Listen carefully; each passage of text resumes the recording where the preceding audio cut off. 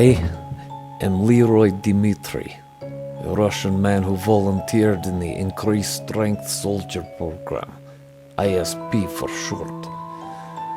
They came into the base asking for volunteers. I was the first. Many other participants were forced here against their own will. They were pathetic, cowering in the corner of the ship as if death was sitting there itself. It was, in a way. Some died. They were unable to cope with the process. I could, and I did. After landing on island somewhere at sea, they strapped us onto an operating table and began asking us questions. I was not afraid of what they would do. In fact, I was impatient for it to start. After the questioning was over, they handed the operations to surgeon. They were preparing for the oncoming surgery. Scalpels, forceps, the works. I embraced the knife as it slid into me. The cold stainless steel like an offering to be rid of my weakness, leaving only power and strength behind. It lasted for several months, endless surgery, but each time I awoke in the recovery room, I noticed one more part of me stronger. After the first week, my left arm grew big enough to wrap around the throat, and then some. After several more weeks, my other arms and legs became huge, as if muscle were stuffed in there. The skin was looking like it was about ready to rip. After 2 months, all my appendages were increased in size, my chest included. One last surgery. The doctor said it would hurt. I feared no pain. I only hungered for power. The doctors weren't lying. It hurt like hell. But now I feel much more powerful. I feel as if I could tear right through these chains holding me down. I didn't need to though. I felt myself being lifted up to a sitting position on bed. I tried to look around but found that my eyes were bandaged.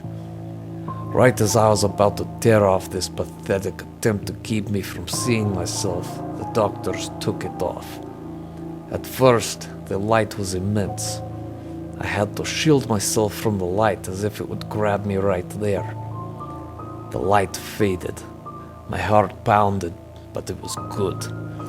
I knew it was just my brain letting off the weakness that plagued me since I was born. My eyes adjusted to the light, and it was then I realized there was no light in the room. But then how could I see clearly? It's wondrous, is it not? The fact that we have the technology to help men like you become the gods you are meant to be. So tell me, how do you feel? A figure said that was next to my bed. It feels good. My voice boomed. The sound seemed like it came from every particle in the room. My voice could have very well taken down this entire building. It was good though, knowing that I no longer had to squint my eyes to see in the dark. I saw everything. The dust in the air, the slightest amount of light being radiated into my room. I could even see the sweat pores on the man next to my bed. That's what I thought, he continued. Soon you will be able to test out your new body. I will send for a doctor to do an examination. After that we shall see whether you can handle the power. I figured he wanted me to rest, but how could I? My body was more powerful than this whole world. I felt as if I could tear everything to pieces. I wasn't far off. I took a look at my body, not knowing what to expect. But what I saw filled me with pride. My body was now dark as night, about 3 meters tall. My muscles were enormous.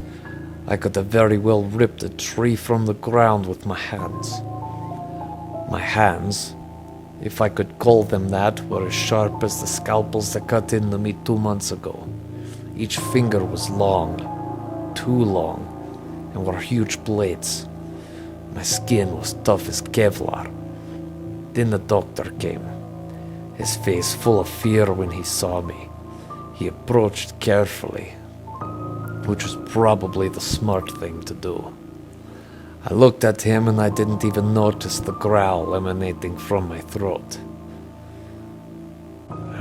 What do you want? I asked. I could feel my adrenaline pumping. He didn't deserve to live. He was pathetic. He was a parasite to the human race. I'm here to do the examination. His voice was weak and waning. I just need you to answer some questions and we'll be done, okay? He said that more to himself than to me. I couldn't let him live. I had to kill him.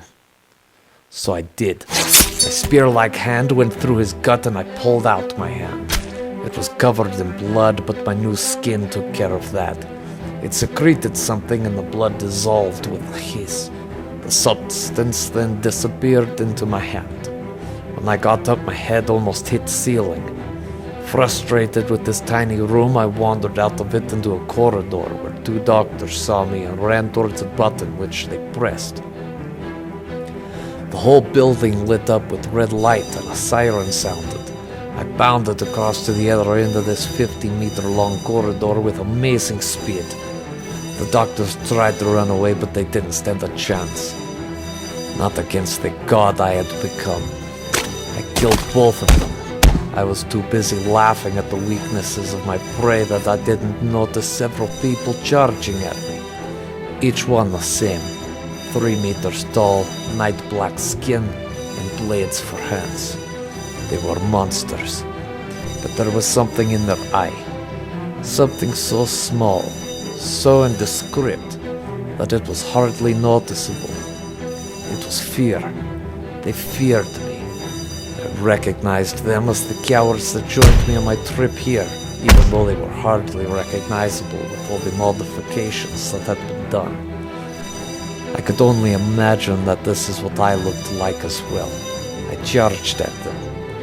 I had much more power than these half-breeds. I killed all of them. The blood had gotten all over me. My body didn't react the same way this time. However, it sucked up the fluid as a plant would going days without water. I felt much more powerful after. I had killed them, and they were now me. I had all their memories. I had all their power. I became them. Many more of these monsters piled into the bloody corridor.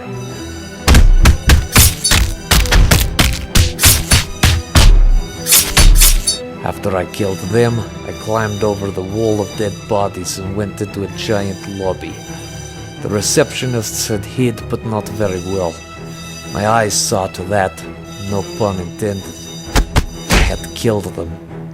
There was so much blood, so much gore. I laughed. These cowards couldn't kill me. I was their master.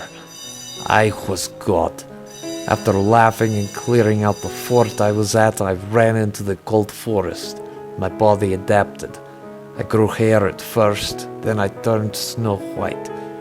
Sometimes people see me wander the forest, but then they are never seen again. I have the power of a god. I choose who lived and died. I think the year is 1787. I've seen many wars and oftentimes determine the outcome. I would decimate entire armies. I would annihilate entire cities. I lived for several centuries since the operation had taken place, until I finally succumbed to myself. I had to kill myself. My body was 5 meters tall. I towered above trees. I smashed all opponents. But I was killed by me. I was overwhelmed with power. My body had declared me to be unfit to live. It declared me to die. I took my spear hand and shoved it in my head. Black blood spilled out and my vision went hazy. Black blood left a trail wherever I went. The process of killing myself took 3 weeks. My brain had the willpower to live, even though it condemned itself to death. I wandered around with a huge hole in my head, and then I collapsed. I finally died. My body didn't take it too well, and I simply blew up. How do I know this? I live in every animal, including you. I am the tingling of excitement you feel when you feel powerful. My blood is in yours, yours in mine. We share the same body. Sometimes you lash out in rage, no? I am that too. We are the same.